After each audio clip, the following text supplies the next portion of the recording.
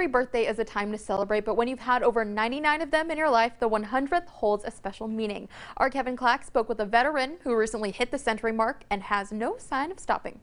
When you've lived on Earth for 100 years, think back about it, I realize how long it's been. you know a thing or two because you've seen a thing or two. I don't think anybody could have had a better life than I had. For Arthur Foreman of Brownwood, Texas, Oh, I love to fly, and that's where I'd like to be. his eyes truly opened up in his 20s after being 4,000 feet up in the air. I started flying pursuits, fighters in those days. They were all prop, of course.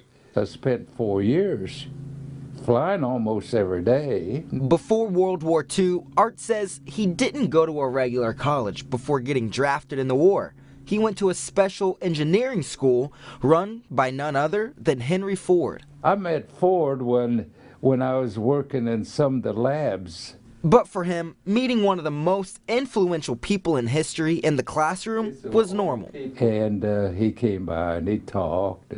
But he did that all the time. But not too long before the war ended, My co-pilot and I roomed next to a physician and a dentist. he had his eyes on a new career. So I had my mind made up I was going to be a dentist even before I left India.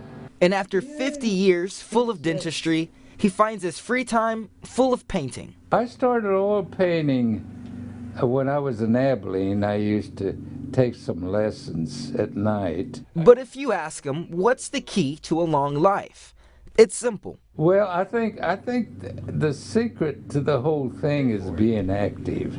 Seems like when I walk, it cures everything. In Brownwood, with coverage you can count on. Kevin Clack, KTAB News. Thank you, Kevin. One memory that stands out for Art is getting lost over London during an overcast in World War II.